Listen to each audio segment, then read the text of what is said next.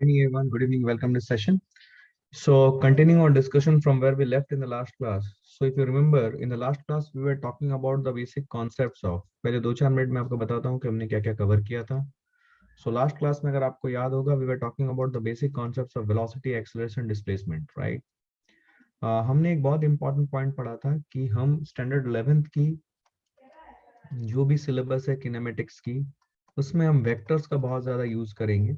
So we will use vectors a lot. ये चीज मैंने आपको बताई थी और सब चीजें मैंने वेक्टर्स के टर्म में आपको एक्सप्लेन करने की कोशिश की थी. ठीक है. So we talked about few things like velocity, acceleration, average velocity, average acceleration, instantaneous velocity, instantaneous acceleration and so on and so forth. तो हम लोगों ने ये समझा कुछ चीजें जो जो कैलकुलस से आती हैं, जैसे कि instantaneous velocity is defined by dx by dt, average velocity is defined by delta x by delta t. तो delta x by delta t और dx by dt में डिफरेंस क्या है? dx by dt, it dx represents again difference, final minus initial, but वो difference की जो value है वो काफी स्मॉल है, जिसे हम लोग बोलते हैं इन्फिनिटेसिमली स्मॉल. डेल्टा x भी डिफरेंस है, बट वो डिफरेंस स्मॉल नहीं है. That is what is the basic, you know, basic differentiating factor between delta x and dx. तो डेल्टा और d, ये दोनों टर्म, मतलब जो हम यूज करते हैं फिजिक्स में, दिस एंड दिस, ये दोनों चीज मीन करती हैं सेम. लेकिन डेल्टा के साथ जब कोई फिजिकल क्वांटिटी अटैच होगा तो उस जो डिफरेंस की हम बात करेंगे that will not be infinitesimally small.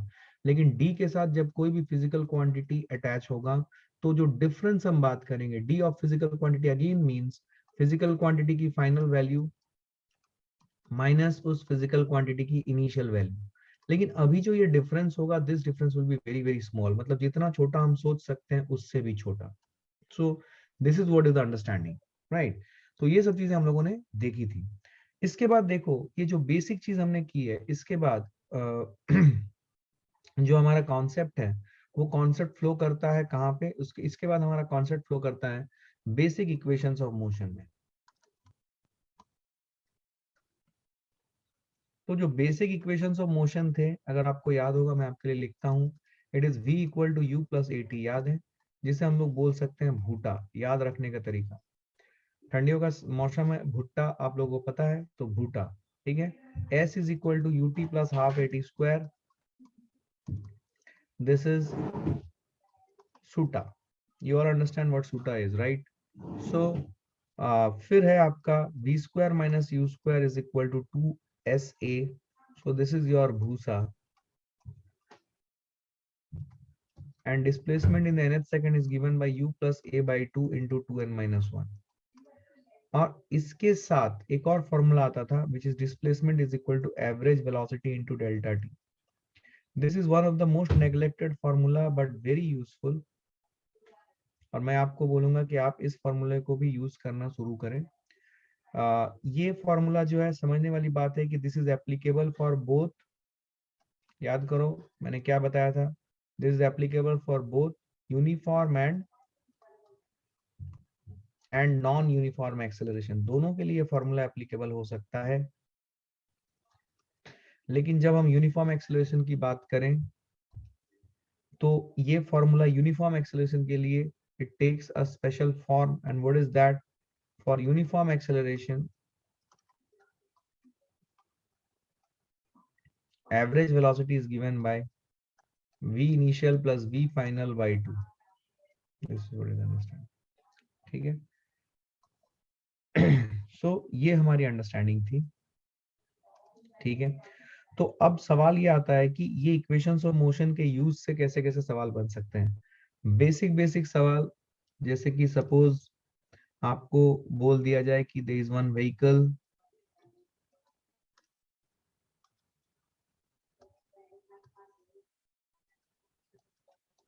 इसकी इनिशियल वेलोसिटी है 20 मीटर पर सेकंड. सपोज इसकी एक्सेलरेशन की डायरेक्शन है इधर 2 मीटर पर second square. Suppose it is being asked कि after what time car will come to rest. Car will come to rest instantly. और instantly मतलब एक इंस्टेंट के लिए कार रेस्ट पे आएगा. कितने देर के बाद? बहुत बेसिक सवाल है, आपको समझ में आ रहा है. इस सवाल को सॉल्व कैसे करें? सबसे पहले ऐसे बेसिक इक्वेशंस किनेमेटिक्स के क्वेश्चन सॉल्व करने के लिए जो जो नोन क्वांटिटीज हैं उनको लिखते चले। नोन क्या क्या है, क्या इनिशियल वेलोसिटी नोन है। अच्छा, इंपॉर्टेंट चीज क्या है कि ये सब जो, सुने ध्यान से, ये जो आप देख रहे हो ये सारे इक्वेशंस, ये सब वेक्टर इक्वेशंस हैं। ये स्केलर इक्वेशंस नहीं है, वेक्टर इक्वेशंस है। तो साइन कन्वेंशन इंपॉर्टेंट है।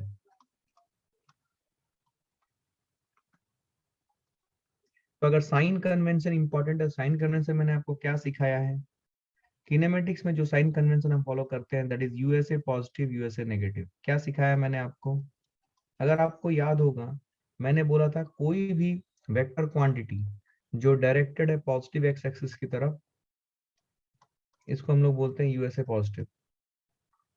ऊपर USA positive, USA, you stands for what, you stands for velocity, S stands for displacement, A stands for acceleration. ठीक है, this is what is the meaning of USA positive. समझा आपको। अच्छा, कोई भी जो नेगेटिव एक्सेस की तरफ डायरेक्टेड है ये हो जाएगा यूएसए नेगेटिव। कोई भी मतलब कोई भी फिजिकल क्वांटिटी यू एस और ए में से जो कि नेगेटिव एक्सेस की तरफ डायरेक्टेड है वो नेगेटिव साइन के साथ लेंगे। और कोई भी फिजिकल क्वांटिटी जो यू you नो जो डायरेक्टेड है नीचे की तरफ, मतलब नेगेटिव वाई एक्सिस की तरफ या जे कैप वर्टिकली डाउनवर्ड, तो उसको हम लोग लेंगे USA negative. So this is what is the understanding. तो साइन कन्वेंशन हमारे लिए इंपॉर्टेंट है, साइन कन्वेंशन फॉलो करना पड़ता है किनेमेटिक्स के सभी सवालों में। ये क्वेश्चन है आपके लिए, ये आपको याद रहना चाहिए कि अगर हम साइन कन्वेंशन यूज नहीं करेंगे तो हम गलती करेंगे। So this is one important point that you need to keep in your mind, right. अपने दिमाग में इस बात को बिठाएं कि बिना साइन कन्वेंशन के हम किनेमेटिक्स के जो सवाल है, बेसिक सवाल, v equal to u plus t equal to t plus half t square equal to s, और इन सवालों का एप्लीकेशन में से आपको एक सवाल ऑलमोस्ट आप पकड़ लो तय है आना। सो नोन है u equal to plus 20 metre पर सेकंड, एक्सेलरेशन की वैल्यू क्या हो जाएगी, वैल्यू तो है 2 मीटर पर सेकंड, बट इसकी डायरेक्शन देखो, इसकी डायरेक्शन है माइनस 2 मीटर पर सेकंड स्क्वायर। यहाँ पे एक कॉन्सेप्ट मैं आपके दिमाग में पुट करना चाहता हूँ कि एक्सेलरेशन की जो साइन है वो डिसाइड नहीं करती कि वो रिटार्डेशन है या पॉजिटिव एक्सेलरेशन। इंपॉर्टेंट चीज है, मैंने क्या बोला देखिए, एक्सेलरेशन की साइन डिसाइड नहीं करती, हिंदी में थोड़ा मिक्स करके लिख रहा हूं, डिसाइड नहीं करती कि एक्सेलरेशन पॉजिटिव है या वो रिटार्डेशन है।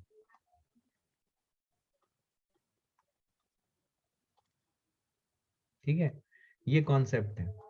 तो तो तो कॉन्सेप्ट ये है कि एक्सेलरेशन, उसको हम लोग एक्सेलरेशन बोलेंगे या रिटार्डेशन बोलेंगे, एवरीथिंग डिपेंड अपॉन कि इनिशियली वेलोसिटी की डायरेक्शन किधर है विद रेस्पेक्ट टू एक्सेलरेशन। अगर वेलोसिटी की डायरेक्शन एक्सेलरेशन की तरफ है तो वो पॉजिटिव एक्सेलरेशन, और अगर वेलोसिटी की डायरेक्शन एक्सेलरेशन के ऑपोजिट है तो वो retardation. This is what is the concept, right. I hope you understanding this, और इसे नोट करते चल रहे हो। तो u की वैल्यू इतनी है, a की वैल्यू इतनी है। आपको पूछा गया कितने समय के बाद car will come to rest instantly, तो कितने समय के बाद, तो v की वैल्यू 0 आ जाएगी, हमें टाइम निकालना है। कॉन्सेप्ट ये है कि ये सारे कीवर्ड्स देखो और ये कीवर्ड्स को मैच कराओ इन सभी इक्वेशंस के कीवर्ड के साथ। तो अगर आप मैच कराओगे, देखो यहाँ पे भूटा मैचिंग हो रही है, मतलब हमें कौन सी इक्वेशन यूज करनी पड़ेगी, हमें इक्वेशन यूज करनी पड़ेगी v equal to u plus a t. देखो भूटा की मैचिंग हो रही है, दिख रहा है। ये कीवर्ड्स को मैच कराएंगे, इसके साथ मैच नहीं हुआ तो फिर दूसरे को चेक करेंगे, इसके साथ मैच नहीं हुआ तो फिर तीसरे को चेक करेंगे, like this. This is what is the algorithm for using this. ठीक है, तो हम चेक किए तो भूटा लगेगा, तो v की वैल्यू u प्लस 80 करेंगे, v की वैल्यू 0 है, u की वैल्यू है 20, 20 माइनस 2 इंटू टी, इससे t की वैल्यू आई 10 सेकेंड।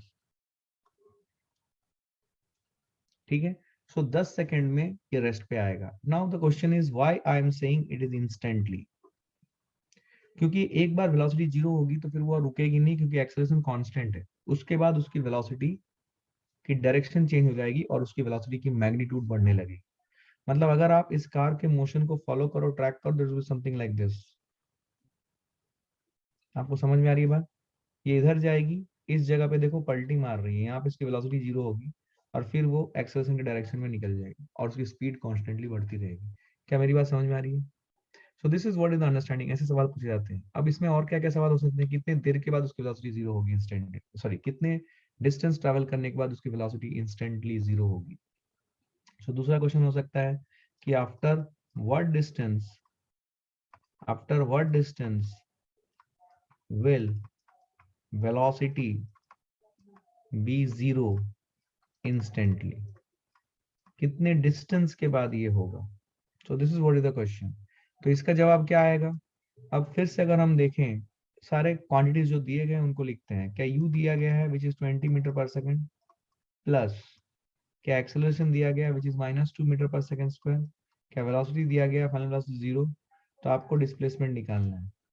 तो आप यहाँ पे देखो कौन सा कीवर्ड मैच कराओ, UAVS। क्या आपको भूसा दिख रहा है? तो you will use v square minus u square is equal to 2sa। तो v की value 0, 0 minus u square, u की वैल्यू कितनी है 20 का whole square is it equal to 2 into s. S की वैल्यू कितनी है निकालनी है और a की वैल्यू कितनी है -2। So when you will solve you will get your answer as -20 whole square by -4 which is -400 by -4 which is 100 metre. तो 100 मीटर जाने के बाद ये रेस्ट पे आएगा, जिसकी डिस्प्लेसमेंट है 100 मीटर। क्या मेरी बात समझ में आई है? और ये डिस्प्लेसमेंट का साइन प्लस बता रहा है, इसका मतलब ये पॉजिटिव डायरेक्शन में 100 मीटर जाएगा और फिर पलटी मारेगा। सो this is the type of question. तो सपोज अगर मैं आपसे ऐसे सवाल पूछूं, इसी सवाल से बहुत सारे कॉन्सेप्चुअल क्वेश्चंस बनाए जा सकते हैं। जैसे कि आपको समझ में आया कि इस कार की मोशन होगी कुछ ऐसी, तो क्या ये कुछ समय के बाद जहां से स्टार्ट हुआ था वहीं आ जाएगा? कार ऐसे जाएगा, रेस्ट पे आएगा, फिर घूम के इसी जगह से क्रॉस करेगा। तो अगर आपसे पूछा जाए कितने समय के बाद कार जहां से स्टार्ट हुआ था वहीं पहुंचेगा, सुने question is after what time car will reach back to the point from where it started,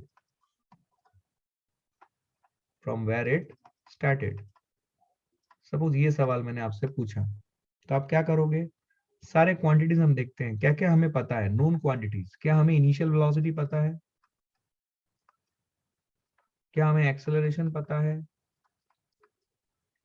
क्या हमें डिस्प्लेसमेंट पता है? जीरो, क्योंकि जहां पे थे वहीं पे वापस आ गए, तो डिस्प्लेसमेंट जीरो है। और हमें निकालना है टाइम। तो अगर आप कीवर्ड देखोगे UAST, तो आपको सूटा के साथ मैच होता हुआ दिखाई देगा। तो ये जो मैचिंग है ये आपके मेंटली होना चाहिए, और अगर आपकी प्रैक्टिस अच्छी है तो आपको इसमें कोई कंफ्यूजन नहीं हो। तो अगर हम ये काम करते हैं तो एस की वैल्यू 0 है, यू की वैल्यू है 20 UT। सब लोग सिर्फ कंप्यूटर के आगे बैठे नहीं और साथ साथ पैरेलली वर्किंग करते रहे। This is a working session. Computer के आगे बैठ के देखते रहोगे, सब कुछ अच्छा लगेगा, खुद से बनाना है आपको। तो t की वैल्यू इधर 0 होगी और t की वैल्यू 20 होगी। तो 0 सेकंड का सिग्निफिकेंस क्या है? 0 सेकंड का सिग्निफिकेंस है कि अभी तक स्टार्ट नहीं हुआ, मतलब जहां पे था वहीं पे। तो 0 सेकंड पे वो अपनी जगह पे रहेगा। और एक है 20 सेकंड, मतलब 20 सेकंड के बाद ये वापस अपनी जगह पे आ जाए। अभी इस सवाल में और क्या क्या वेरिएशन हो सकता है, देखो एक बेसिक सवाल है, इससे हम कैसे कैसे सवाल बना रहे हैं इसको फील करो। सपोज मैं बोलता हूँ ये यहाँ से स्टार्ट हुआ, यहीं पे वापस आ गया, आपने डिस्प्लेसमेंट निकाल दी 0। बट क्या आपको ये समझ में आ रहा है कि यहाँ पे जो डिस्टेंस ट्रेवल्ड है, क्या distance travelled not equal to 0? This entire thing is distance travelled, right? तो अगर आपसे पूछा गया कि by the time the car reaches back to its starting point what is the distance traveled by car? क्या बात समझ में आ रही है? What is distance traveled by car? Please समझो मैं जो बोल रहा हूं। अब इस सवाल को सॉल्व कैसे किया जाए? अब डिस्टेंस ट्रेवल्ड, अब यहाँ पे आपके लिए एक बहुत बड़ा कॉशन पॉइंट है।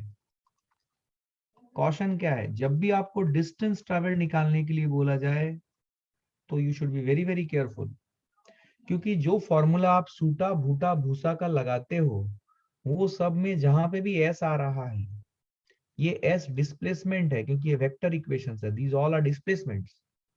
बट आपसे अभी डिस्टेंस ट्रेवल्ड पूछा जा रहा है, और कॉन्सेप्ट ये है, याद करो लास्ट क्लास में मैंने आपको बताया था कि distance travelled and displacement equal हो सकते हैं, लेकिन किस टाइप के मोशन में?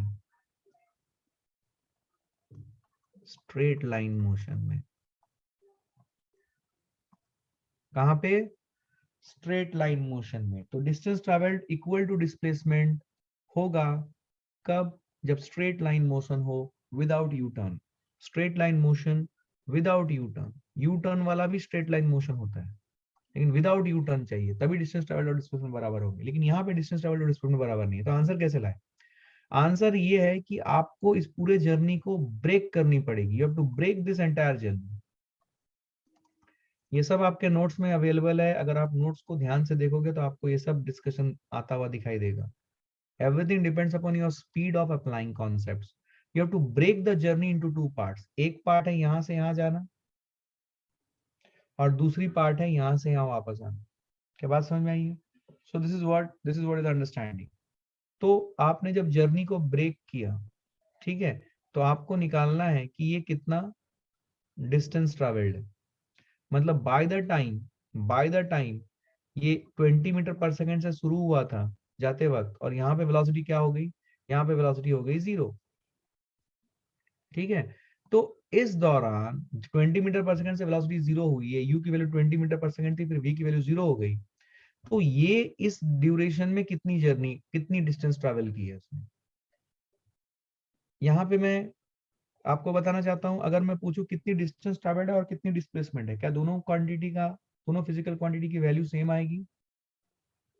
अगर मैं पूछूं ये जर्नी में जब तक कि उसकी वेलोसिटी 0 नहीं हुई है, क्या डिस्टेंस ट्रेवल्ड और डिस्प्लेसमेंट सेम है? क्वेश्चन सुनो, जब तक वेलोसिटी 0 हुई है पहली बार, क्या डिस्टेंस ट्रेवल्ड और डिस्प्लेसमेंट सेम है? यस, ये सेम है। समझे आप? अब देखिए ध्यान से, अब ये डिस्प्लेसमेंट कैसे निकाला जाए? तो डिस्प्लेसमेंट निकालने के लिए मैं v square minus u square equal to 2 ऐसे लगा देता हूँ। तो 0 स्क्वायर माइनस 20 का whole square is 2 into s into a, जो हम ऑलरेडी पहले निकाल चुके थे। क्या एस की वैल्यू आई 100 मीटर? तो ये थी मेरी डिस्प्लेसमेंट। जब मैं वापस यहाँ से इस पाथ में जाऊंगा, एज्यूमिंग मैंने सेम स्ट्रेट लाइन पाथ लिया, तो फिर से 100 मीटर में ट्रेवल करूंगा। तो मेरी जो डिस्टेंस ट्रेवल्ड है, मेरी डिस्टेंस ट्रेवल्ड हो गई 200 मीटर। तो ये है अंडरस्टैंडिंग। जब भी आपको डिस्टेंस ट्रेवल्ड पूछा जाए, you have to be very careful, because distance travelled हम s is equal to u t plus half a t square के फॉर्मूला से तभी निकाल सकते हैं जब it's a straight line motion without any U turn और बेंड। समझे आप? Without any U turn, straight line motion without any U turn. अगर बेंड बोल दिया मतलब वो स्ट्रेट लाइन नहीं रहा। तो straight line motion without any U turn और बेंड, ये कॉन्सेप्ट है। अगर ये हो रहा है तभी डिस्टेंस ट्रेवल्ड और डिस्प्लेसमेंट सेम है। मतलब आप उस वेक्टर फॉर्मूला से जो s equal to t plus half a square या v square minus equal to 2sa है, उसमें से जो भी आंसर आपका डिस्प्लेसमेंट का आएगा वही डिस्टेंस ट्रेवल्ड का भी आएगा। पर अगर यू टर्न हो रहा है तो डिस्टेंस ट्रेवल्ड और डिस्प्लेसमेंट में डिफरेंस है। अभी यहाँ पे एक छोटा सा कॉन्सेप्ट रिवीजन पॉइंट है, तो एक कॉन्सेप्ट इसको और ध्यान दो, थोड़ा सा डिप में और जाओगे तो क्या मैं आपसे ये पूछ सकता हूँ कि अलग अलग ड्यूरेशन ऑफ टाइम में हो सकता है मेरा डिस्टेंस ट्रेवल्ड और डिस्प्लेसमेंट वेरी करें? जैसे कि मैं आपको एक छोटा सा सवाल के जरिए इस कॉन्सेप्ट को एक्सप्लेन करना चाहूंगा। सपोज ये ग्राउंड है, ग्राउंड से मैंने एक ऑब्जेक्ट फेंका। देखो अभी किताबों में क्या होता है, मोशन अंडर ग्रेविटी को सेपरेटली ट्रीट किया जाता है, लेकिन एग्जामिनर के लिए मोशन अंडर ग्रेविटी या फिर motion in a straight line in horizontal direction में कोई डिफरेंस नहीं है। वो कोई भी सवाल आपको दे सकता है, बिकॉज कॉन्सेप्चुअली ये दोनों सेम ही वैरायटी के हैं। क्योंकि जब हम किसी ऑब्जेक्ट को ऊपर फेंकते हैं तो वो भी कांस्टेंट एक्सेलरेशन से चल रहा होता है, और उसकी एक्सेलरेशन होती है g downwards toward the centre of the earth. तो डाउनवर्ड है यूएसए, पॉजिटिव नेगेटिव अगर हम यूज करें तो एक्सेलरेशन की डायरेक्शन है toward the centre of the earth which is downward direction, तो हम उसे नेगेटिव साइन के साथ लेते हैं। सपोज मैं बोलूं कि आपने एक गेंद को फेंका 30 मीटर पर सेकंड की रफ्तार से। तो जब आपने इसको फेंका, कुछ क्या क्या नोन है समझते हैं। ये मोशन अंडर ग्रेविटी का सवाल हो गया, लेकिन इस सवाल में और जो accelerated uniform accelerated motion in straight line path horizontal path है, ये दोनों में कोई डिफरेंस नहीं है, समझे आप? ये दोनों सेम है, सिर्फ डायरेक्शन में बदलाव हो गया। ये पहले ऐसे हॉरिजॉन्टली चल रहा था, अभी ये वर्टिकली जा रहा है, दैट्स द ओनली डिफरेंस। और हॉरिजॉन्टल डायरेक्शन में आप एक्सेलरेशन की वैल्यू कुछ भी रख सकते हो, वो चेंज भी हो सकता है, बट मोशन अंडर ग्रेविटी में एक्सेलरेशन ड्यू टू ग्रेविटी की वैल्यू कांस्टेंट रहती है, that is the only difference. तो इस सवाल को कैसे सॉल्व करें? नोन क्वांटिटीज हमारे पास क्या है, हमेशा इस चीज को लिखें, नोन क्या है, क्या क्या पता है। क्या u की वैल्यू है 30 मीटर पर सेकंड, प्लस या माइनस? आई होप आप सबको समझ में आ रहा है। प्लस, प्लस क्यों? क्योंकि ऊपर की तरफ डायरेक्टेड है। एक्सेलरेशन क्या ये -10 मीटर पर सेकंड स्क्वायर लेंगे, ठीक है। तो अब सवाल है कि कितने देर में ये टॉप मोस्ट पॉइंट पहुंच रहा है। मान लीजिए मैं पूछूं टॉप मोस्ट पॉइंट मतलब ये वो पॉइंट है जहां पे इसकी वर्टिकल वेलोसिटी कितनी हो जाए, 0। ये होती है टॉप मोस्ट पॉइंट की डेफिनेशन। क्योंकि अगर टॉप मोस्ट पॉइंट में वेलोसिटी 0 नहीं होगी तो ये और आगे जाएगी, तो ये टॉप मोस्ट पॉइंट है। टॉप मोस्ट पॉइंट पे इसकी वर्टिकल वेलोसिटी 0 होगी। तो वर्टिकल वेलोसिटी 0, कितना टाइम लगा ये मुझे निकालना है। ध्यान से इस सारे वेरिएबल्स को देखें, आपको खुद ब खुद फील हो जाएगा कि हमें भूटा लगाना है। Now you are expert in that कि क्या कीवर्ड्स हैं, कौन सा इक्वेशन हमें यूज करना है। तो 0 is equal to 30 minus 10t, तो t की वैल्यू आएगी 3 सेकेंड। तो 3 सेकेंड में ये वर्टिकल टॉप मोस्ट हाइट तक पहुंच जाएगा और उतना ही समय लगेगा इसको नीचे आने के लिए। तो सपोज मैंने आपसे पूछा फाइंड डिस्टेंस ट्रेवल्ड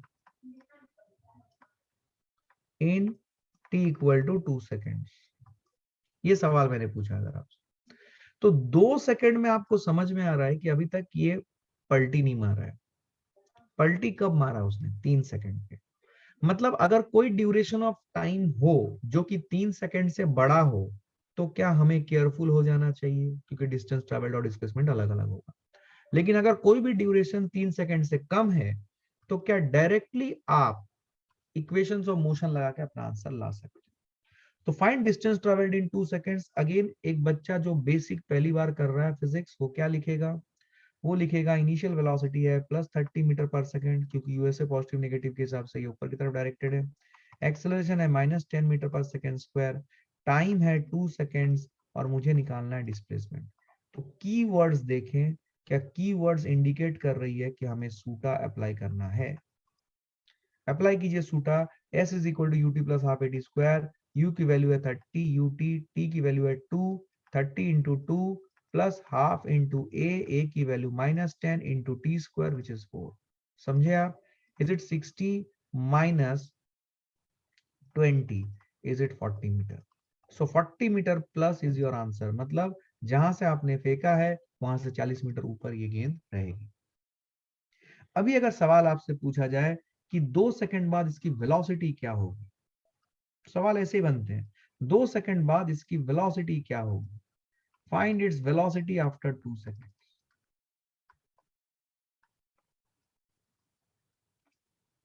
तो वेलोसिटी आफ्टर 2 सेकंड्स निकालने के लिए क्या करूं? नोन क्या क्या है देखिए, क्या इनिशियल वेलोसिटी नोन है,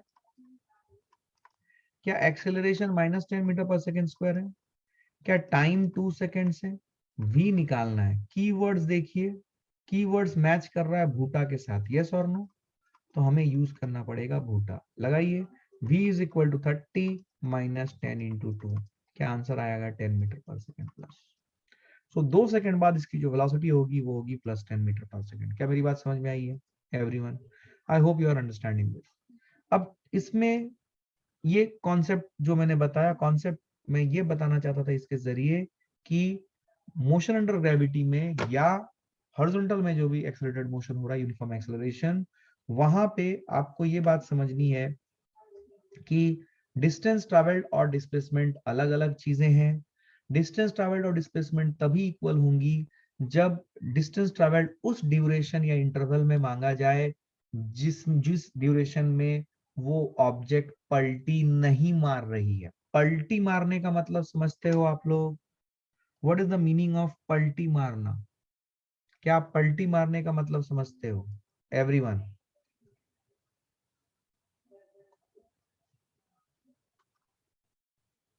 everyone, do you understand what is the meaning of पलटी मारना?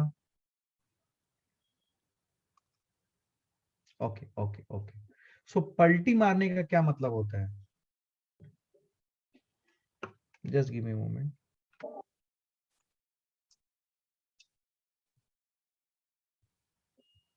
So what is the meaning of पलटी मारना? पलटी मारने का क्या मतलब होता है? पलटी मारने का मतलब होता है जब वेलोसिटी जीरो हो जाती है पर एक्सेलरेशन होने के कारण वो यू टर्न मारती है। That is what is the meaning of पलटी मारना। आई hope you understood this, right? अब देखिए, मोशन अंडर ग्रेविटी, बेसिकली इसके क्वेश्चन मोशन अंडर ग्रेविटी पे ही ज्यादा बनते हैं। Symmetry, motion under gravity completely symmetrical है।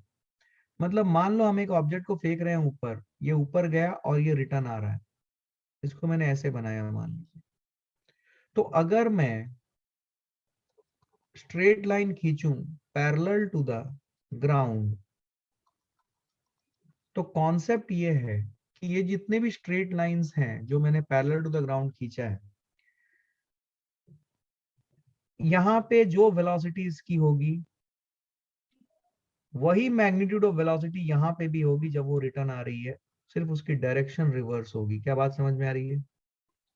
Only direction will get reverse. पहली कॉन्सेप्ट, क्या क्लैरिटी है ये?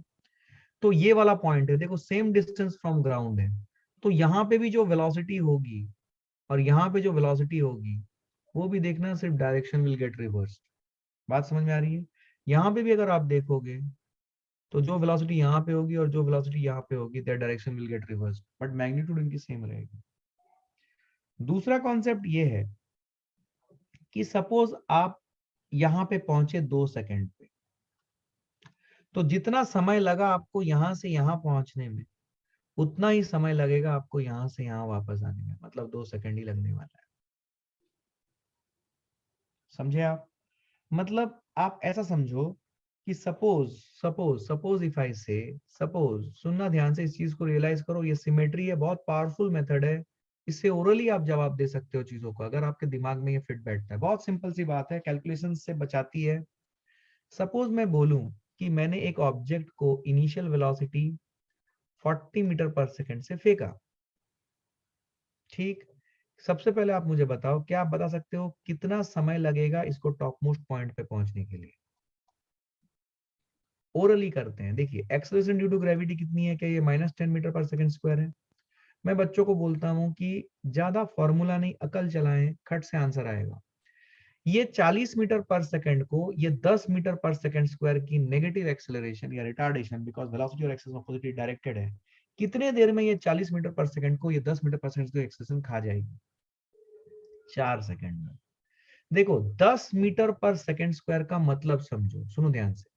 10 मीटर पर सेकंड स्क्वायर रिटार्डेशन का क्या मतलब है? इसका फिजिकल मीनिंग क्या है? इसका फिजिकल मीनिंग है हर सेकंड ये रिटार्डेशन, रिटार्डेशन अगर है मतलब एक्सेलरेशन इस तरफ है और वेलोसिटी पॉजिटिव एक्स की तरफ हो, हर सेकंड ये रिटार्डेशन वेलोसिटी की जो मैग्नीट्यूड है उसको 10 मीटर पर सेकंड से कम करेगी। This is what is the meaning of retardation और acceleration. Are you understanding it? तो क्या ये 10 मीटर पर सेकंड स्क्वायर 1 सेकंड में 40 को 30 कर देगी, 2 सेकंड में 20 कर देगी, 3 सेकंड में 10 कर देगी, 4 सेकंड में 0 कर देगी, 0 कर देगी? Yes no? यस। अपने को बेसिक समझ में आता है। तो 4 सेकंड में ये वेलोसिटी 0 हुई।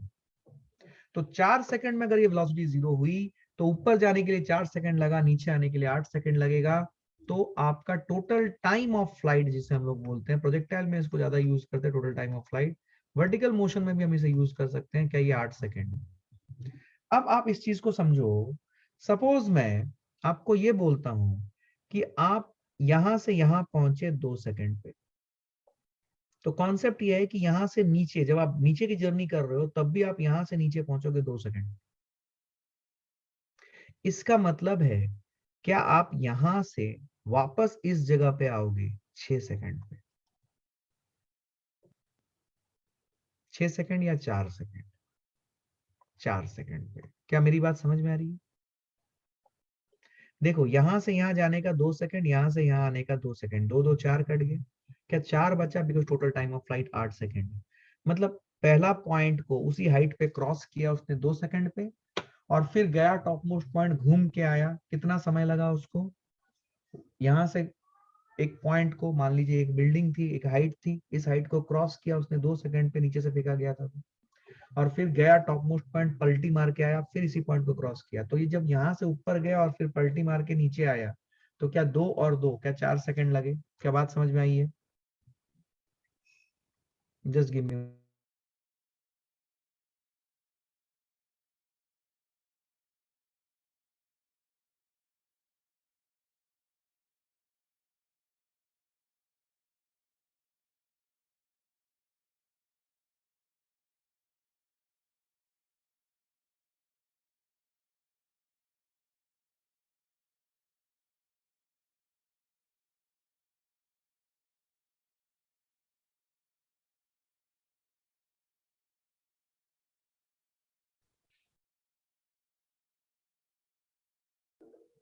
Okay, I hope you are understanding this, right? मतलब यहां से यहां तक वापस आने में उसको लगे 4 सेकंड।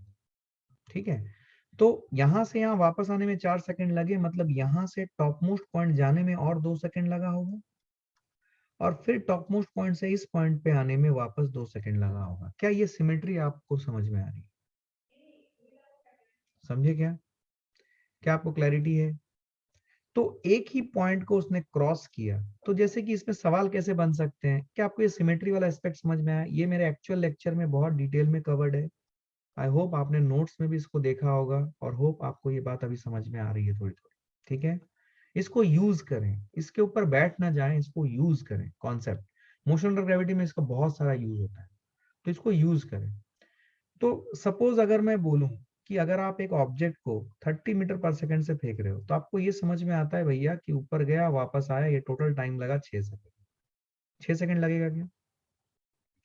तो अगर मैं बोलूं एक एक बिल्डिंग है, एक बिल्डिंग है, ये एक बिल्डिंग है, मान लो बॉल को फेंका तो बिल्डिंग को एक बार क्रॉस किया फिर वापस आया।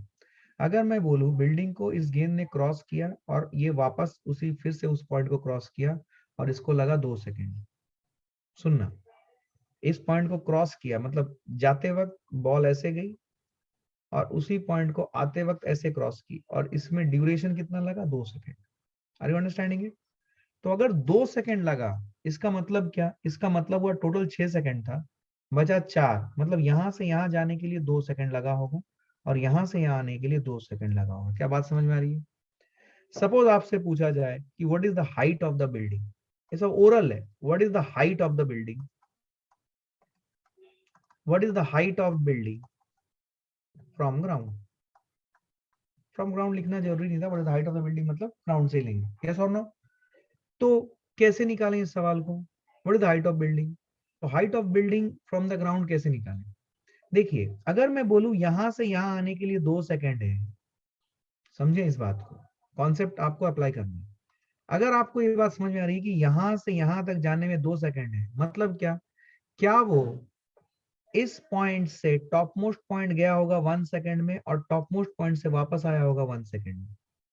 अब लॉजिकली सोचो, अगर यहां से टॉप मोस्ट पॉइंट 1 सेकंड में गया होगा, मतलब इस जगह पे जब वो क्रॉस कर रहा है तो उसकी वेलोसिटी पक्का 10 मीटर पर सेकंड रही होगी।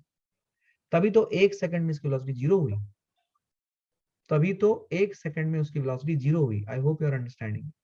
इसका मतलब जब ग्राउंड से फेंका गया था, ये 2 सेकंड लगाया, ठीक है, और इसकी वेलोसिटी 10 मीटर पर सेकंड हो गई।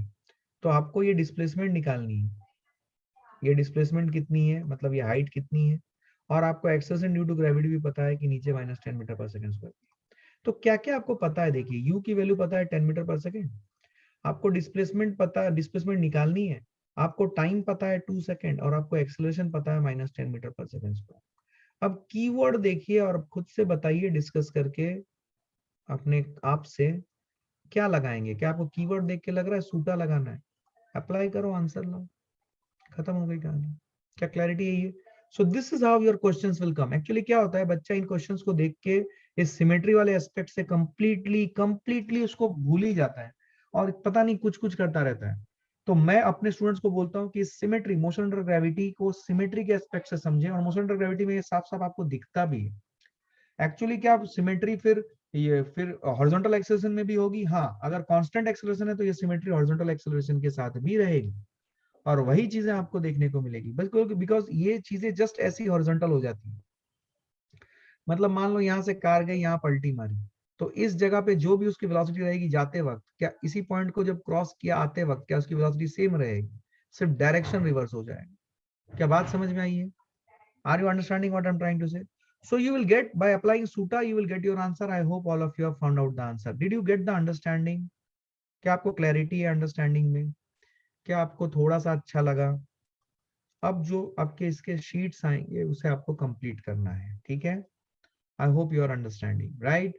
तो ये कॉन्सेप्ट आपको क्लियर होने हैं मोशन अंडर ग्रेविटी। तो जैसा मैंने बोला, मोशन अंडर ग्रेविटी का जो सिमेट्री का कॉन्सेप्ट है, क्या ये हॉरिजॉन्टल के लिए भी एप्लीकेबल होगा? बिल्कुल होगा सर, बिल्कुल होगा। अगर एक्सेलरेशन कांस्टेंट रहे तो बिल्कुल होगा। क्या मेरी बात समझ आई है? Very good. चलिए आगे बढ़ते हैं। तो ये कुछ क्वेश्चंस थे जो कि एक्सेलरेशन, कांस्टेंट एक्सेलरेशन के क्वेश्चंस थे जो कि हमें समझ में आने चाहिए कैसे करना है, ठीक है? आगे बढ़ते हैं। अब देखिए इसके बाद जो कॉन्सेप्ट हम डील करते हैं वो है relative motion in 1D। Again this is one of the most misunderstood concept among students. बहुत मिसअंडरस्टूड है ये concept, relative motion in 1D। तो रिलेटिव मोशन इन 1D, अब ये चीज समझें आप, रिलेटिव मोशन इन 1D जब मैं बोल रहा हूं यहाँ पे, what I want to teach you is that, मैं आपको एक स्टेटमेंट दे रहा हूं और ये स्टेटमेंट ही आपको एकदम अच्छे से समझना है। और स्टेटमेंट ये है कि single body motion problem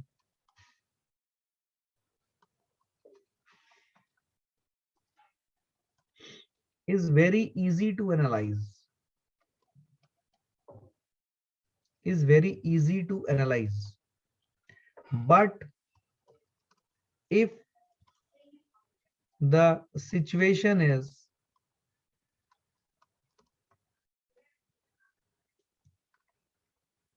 is multiple body motion problem, then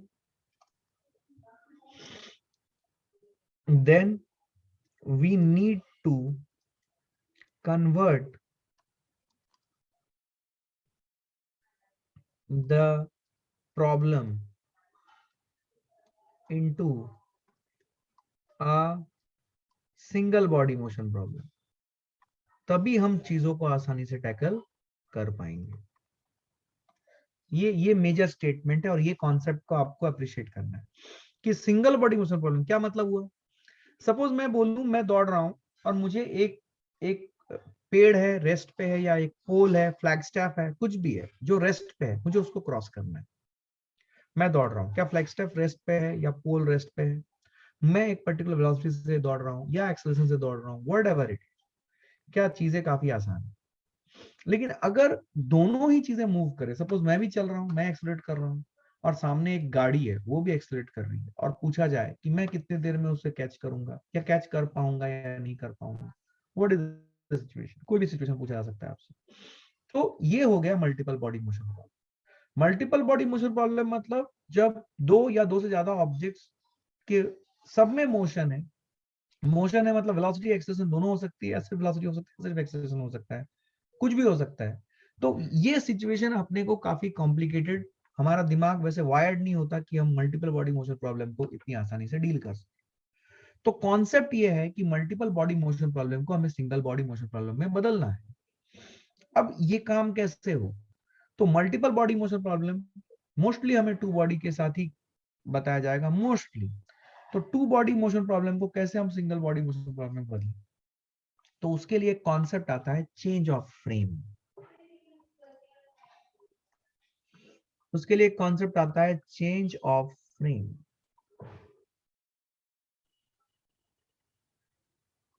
ठीक है?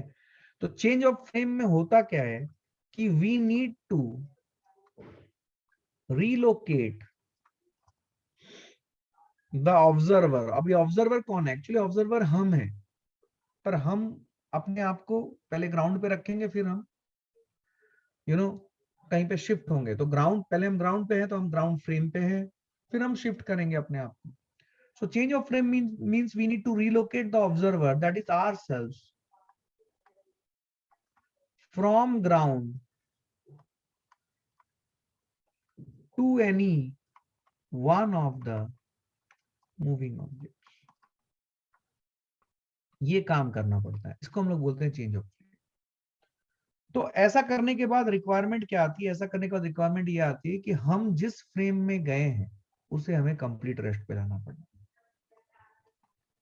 हम जिस फ्रेम, फ्रेम मतलब जगह, हम जिस फ्रेम में गए हैं उसे हमें कंप्लीट रेस्ट पे लाना पड़ेगा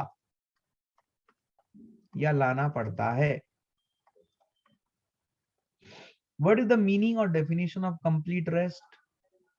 कंप्लीट रेस्ट का मतलब वेलोसिटी भी जीरो करनी पड़ेगी, एक्सेलरेशन भी जीरो करनी पड़ेगी, अगर दोनों है तो। अगर सिर्फ एक्सेलरेशन है तो एक्सेलरेशन जीरो करो, अगर सिर्फ वेलोसिटी है तो वेलोसिटी जीरो करो, लेकिन अगर दोनों है तो दोनों जीरो करना पड़ेगा। समझ में आई बात? तो हम जिस फ्रेम में जाएंगे, हम मतलब ऑब्जर्वर, उस फ्रेम को हमें कंप्लीट रेस्ट पे लाना पड़ेगा। और कंप्लीट रेस्ट पे लाने के लिए तरीका क्या है? कंप्लीट रेस्ट पे लाने का तरीका क्या है? कंप्लीट रेस्ट पे लाने का तरीका यह है कि we need to change what, we need to, sorry, complete rest पे लाना मतलब जो भी उस फ्रेम की जिस पे ऑब्जर्वर गया है उसकी जो भी वेलोसिटी या एक्सेलरेशन है, उसके ऑपोजिट डायरेक्शन में उतना ही वेलोसिटी और एक्सेलरेशन उसे हमें देना है, उसे मतलब फ्रेम को। और ये काम जो हमने फ्रेम के साथ किया है to bring it to complete rest, same चीज हम रिपीट करेंगे बाकी सभी बॉडीज या पार्टिकल्स के लिए। तो जब हम ये काम करेंगे तो हम टू बॉडी मोशन प्रॉब्लम को सिंगल बॉडी मोशन प्रॉब्लम में बदल देंगे। समझे आप? सो this is what is the understanding. अब देखो ये ना, ये बहुत सिंपल सी बात है, इसकी रियलाइजेशन आपको है already, you know what I am trying to say. इसकी रियलाइजेशन आपको है। मैं आपको एग्जांपल देके समझाता हूँ। देखो सपोज ये एक व्हीकल है, बस ट्रक कुछ भी ले लो, और ये रोड साइड में कुछ पेड़ है। आपने ये ऑब्जर्व किया होगा। सपोज आप ऑब्जर्वर हो और आप इस गाड़ी के अंदर, और ये गाड़ी जा रही है मान लो एक कांस्टेंट वेलोसिटी v से। तो जो कॉन्सेप्ट हमने सीखा उसे अप्लाई करें। क्या ऑब्जर्वर अभी इस गाड़ी के अंदर है? तो ऑब्जर्वर जिस फ्रेम में भी जाएगा, क्या उसे कंप्लीट रेस्ट पे लाना पड़ेगा? तो इसे कंप्लीट रेस्ट पे लाते हैं। देखो कंप्लीट रेस्ट पे लाने के लिए कैसे, हम माइनस v देंगे। सिर्फ v देने से हो जाएगा कंप्लीट रेस्ट? हो जाएगा, क्योंकि इसकी कोई एक्सेलरेशन फिलहाल नहीं है, इसकी सिर्फ वेलोसिटी के बारे में बात हो रही है, तो इसकी एक्सेलरेशन नहीं है। तो क्या हमने माइनस v दिया तो क्या कंप्लीट रेस्ट पे आ गया? क्या ये माइनस v, आपको आपको समझ आ रहा है मैं क्या बोल रहा हूँ? ये माइनस v और ये प्लस v क्या एक दूसरे को कैंसिल कर देंगे वेक्टोरियली? यस और नो? तो एक दूसरे को कैंसिल कर देंगे। अब जो ट्रीटमेंट हमने इस फ्रेम को दी है जिसपे ऑब्जर्वर है to bring it to complete rest, क्या सेम ट्रीटमेंट हम रिपीट करेंगे यूनिवर्स के सभी अदर बॉडीज और पार्टिकल्स के लिए? क्या सभी अदर बॉडीज और पार्टिकल में ये पेड़ भी आता है? तो इस पेड़ को भी हम ये माइनस v वेलोसिटी दी। अब इस चीज को आप विजुअलाइज करो, या आपने अपने लाइफ में बहुत दफे देखी है। जब भी आप ट्रैवल करते हो आपने ये देखा है, स्कूटी में ट्रैवल करो, बस में करो, ट्रेन में करो, किसी भी जगह करो, आपने ऑब्जर्व किया। आप देखे होंगे कि जब आप गाड़ी में बैठ के जाते हो तो पेड़ पीछे की तरफ जाता है। आप अगर गाड़ी से इधर जा रहे हो, पेड़ पीछे की तरफ जा रहा है। क्या आपने ये ऑब्जर्व किया है? क्या अब आप फिजिक्स के जरिए इस चीज को एक्सप्लेन कर सकते हो? Are you understanding what I am trying to say? क्या आपको समझ में आई ये बात?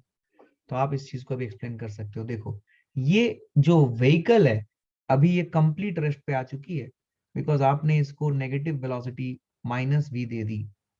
ये अब कंप्लीट रेस्ट पे आ चुकी है। और देखो ये पेड़ जो है, ध्यान से देखना बेटा, ये जो पेड़ है, इस पेड़ को देखो, ये पेड़ अभी ऑपोजिट डायरेक्शन में जा रही है। मतलब आप अगर इधर जा रहे थे, आप अभी रुके हुए लग रहे हो, पेड़ इधर जाता हुआ नजर आ रहा है। क्या यही हमारा ऑब्जर्वेशन होता है मोस्टली? यस नो में भी क्या ये हमारा ऑब्जर्वेशन होता है? हम ट्रेन में चले, बस में चले, किसी भी जगह चले, हम यही चीज देखते हैं। This is what is understanding. तो ये बहुत सिंपल सी बात है, इसको फिजिक्स में हमने इस तरह के स्टेप में डिवाइड कर दिया। आई होप यू अंडरस्टैंडिंग। ठीक है। अभी इस पे सवाल बहुत वेराइटीज के मैंने आपको कराए हैं। अगर आप नोट्स कॉपी उठा के देखोगे तो मैंने इस पे बहुत सारे वेराइटीज कराए हैं आपको। तो ये वेराइटीज हॉरिजॉन्टल के साथ भी आती है, वर्टिकल के साथ भी आती है। किसी भी केसेस में ये क्वेश्चन पूछा जा सकता है। जो एक यूजुअल वैरायटी है जिसके ऊपर कॉम्पिटिटिव एग्जाम में क्वेश्चंस आते हैं, वो ये वैरायटी है कि मान लीजिए यहां से आपने एक गेंद ड्रॉप किया, यहां से आपने एक गेंद ऊपर फेंका। मान लो हाइट ऑफ द बिल्डिंग है 40 मीटर। मान लो आपने इसको फेंका है ऊपर 30 मीटर पर सेकेंड से। ठीक है, 30 मीटर पर सेकेंड से आपने इसको ऊपर फेंका है, और जैसे आपने इसको ऊपर फेंका, यहां से आपने एक गेंद ड्रॉप भी कर दी। सवाल है पहला, after what time will they meet? After what time will they meet? पहला सवाल ये है। और दूसरा सवाल है, अब जब ये मीट करेंगे, दूसरा सवाल है when they will meet what distance will each ball travel? What distance will each ball travel? ये एक टिपिकल क्वेश्चन है, ऑलमोस्ट आप पकड़ लो सारे कॉम्पिटिटिव एग्जाम्स में पूछे जाने लायक। बहुत बेसिक सवाल है, मतलब कॉम्पिटिटिव एग्जाम्स की तैयारी कर रहे हो तो ये तो आपको आना ही चाहिए, इस टाइप की चीजें। अब इस सवाल को कैसे सॉल्व करें, इसका बेसिक क्या है, फंडामेंटल्स क्या है, समझते हैं। तो अगर हमारा ऑब्जर्वर, देखो ऑब्जर्वर बहुत बड़ी चीज होती है फिजिक्स, कि कौन चीजों को देख रहा है, किसके परिपेक्ष में हम चीजों को एनालाइज कर रहे हैं। तो ऑब्जर्वर जो है, ऑब्जर्वर ग्राउंड पे खड़ा है, देखिए ध्यान से, एक गेंद यहाँ पे है, दूसरी गेंद यहाँ पे। इस गेंद की वेलोसिटी है 30 मीटर पर सेकेंड, इसकी एक्सेलरेशन है -10 मीटर पर सेकेंड स्क्वायर। इस गेंद की वेलोसिटी है 0, और इसकी जो एक्सेलरेशन है वो भी है -10 मीटर पर सेकेंड स्क्वायर। अब जब हम ग्राउंड पे खड़े होकर इस सिचुएशन को एनालाइज कर रहे हैं, क्या आपको दिख रहा है it's a two body motion problem? क्या आपको दिख रहा है it's a two body motion problem? Yes, हमें दिख रहा है it's a two body motion problem. Yes और नो? Yes sir. तो अब इस टू बॉडी मोशन प्रॉब्लम को हमें सिंगल बॉडी मोशन प्रॉब्लम में बदलना है। तो अगर हम टू बॉडी मोशन प्रॉब्लम को सिंगल बॉडी मोशन प्रॉब्लम में बदलना चाहें, तो हमें अपना फ्रेम चेंज करना है। तो फ्रेम चेंज करके हम क्या कहाँ जाएंगे? जो दो ऑब्जेक्ट्स चल रही हैं उनमें से किसी भी एक पे जाके बैठ जाएंगे। सपोज आप ये नीचे वाले गेंद के ऊपर जाके बैठ गए। Suppose you are so small, you can make yourself so small that you can go and sit in this particular ball. अगर आप इस पे बैठे हो तो इसे कंप्लीट रेस्ट पे लाना पड़ेगा। ध्यान से देखना, इसकी वेलोसिटी है 30 मीटर पर सेकेंड। मैं इसको नीचे डायरेक्शन में एक वेलोसिटी दे रहा हूं -30 मीटर पर सेकेंड। इसकी एक्सेलरेशन है -10 मीटर पर सेकेंड स्क्वायर। मैं इसको वर्टिकल डायरेक्शन में एक एक्सेलरेशन दे रहा हूं विच इज +10 मीटर पर सेकेंड स्क्वायर। क्या मेरी बात समझ में आई? अब अब जो इसको ट्रीटमेंट दिया गया है, क्या ये ट्रीटमेंट वेलोसिटी और एक्सेलरेशन का जो दिया है, इसको मैं इसमें घेर के रख दे रहा हूँ, ये ट्रीटमेंट मैंने दिया है। ठीक है, अब जो भी ट्रीटमेंट मैंने दिया है, क्या सेम ट्रीटमेंट रिपीट होगी दूसरे बॉल के लिए? आप समझते हैं, इसकी वेलोसिटी 0 थी, क्या इसको वेलोसिटी मिल जाएगी -30 मीटर पर सेकेंड?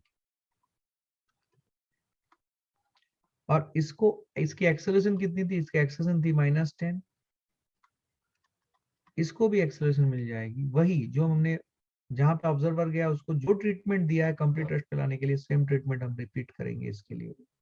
ये भी देखो आपको फील आएगी -30 मीटर पर सेकेंड एंड 10 मीटर पर सेकेंड स्क्वायर। ये देखो सेम ट्रीटमेंट हमने यहाँ दे दी है। तो जब हमने ये किया, तो अब जो आपका सिचुएशन होगा वो सिचुएशन क्या हो जाएगा? देखो, अब ये जो गेंद है जिसके ऊपर ऑब्जर्वर जाके बैठ गया है, क्या अब ये कंप्लीट रेस्ट पे आ चुकी है? इसकी वेलोसिटी भी 0, एक्सेलरेशन भी 0। समझे क्या? ये कंप्लीट रेस्ट पे आ चुकी है।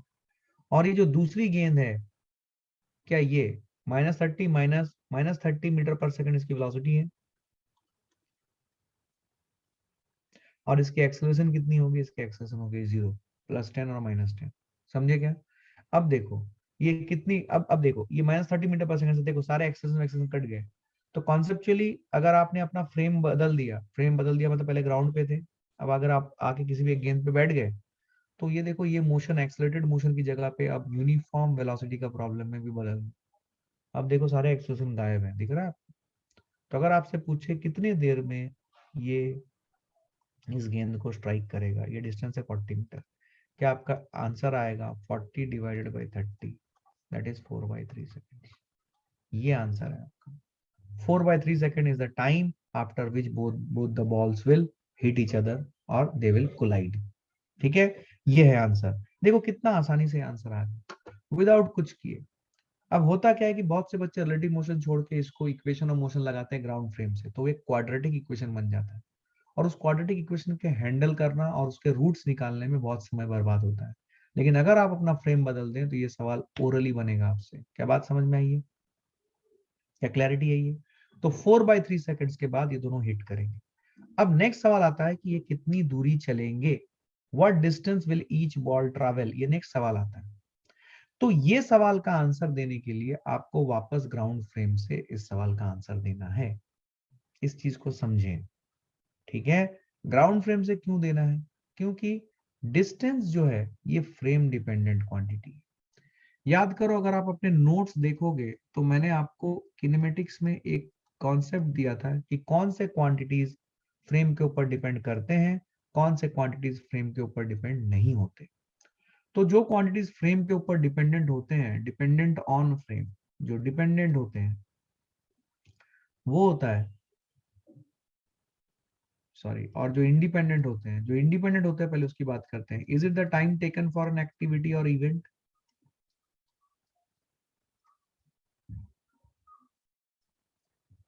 ये आप मेरे नोट्स देखोगे तो आपको समझ में आ जाएगा।